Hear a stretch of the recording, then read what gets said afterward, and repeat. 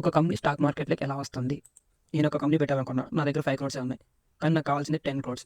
అప్పుడు నేనేం చేశానంటే లోన్స్ తీసుకుంటా. కానీ లోన్ తీసుకుంటే లోన్స్ ఈఎంఐ ఎక్కువ పే చేయాల్సి వస్తుంది కాబట్టి నేను ఐపీఓగా మార్కెట్‌లోకి లిస్ట్ అవుతా. మార్కెట్‌లోకి ఎంత అమౌంట్ లిస్ట్ అవుతా అంటే 5 క్రోర్స్ లిస్ట్ అవుతా. షేర్స్ వచ్చి 1,00,000 షేర్స్ లిస్ట్ చేస్తాను. నా షేర్ ఇంత అమౌంట్ అని నేను ఆఫర్ చేస్తా. అప్పుడు రిటైలర్స్ వచ్చి నా కంపెనీ బాగా చూసి ఎంక్వైరీ చేసి ఓకే బాగుంది అంటే వాళ్ళు పెట్టుబడి పెడతారు. అప్పుడు నా కంపెనీ షేర్లు వాళ్ళు బై చేస్తారు. వాళ్ళు బై చేసిన తర్వాత నాకు వస్తుంది ఆ అమౌంట్ 5 క్రోర్స్. ఆ అమౌంట్‌తో నేను పెట్టుబడి పెడతా. దాంట్లో వచ్చిన ప్రాఫిట్ దాంట్లో వచ్చిన ప్రాఫిట్ షేర్లు తీసుకుంటారు వాళ్ళకి కూడా దాంట్లో ప్రాఫిట్ ఉంటుంది. ఇలాగా కంపెనీ లిస్ట్ అవుతుంది మార్కెట్లోకి.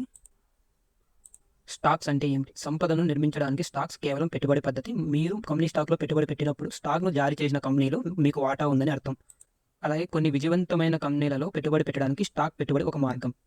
అలాగే పెట్టుబడి ట్రేడింగ్ చేయడానికి మార్కెట్లో వివిధ రకాల స్టాక్లు అందుబాటులో ఉన్నాయి. ఈ స్టాక్లు క్రింద పరిమాణాల ఆధారంగా ప్రవేశపడ్డాయి.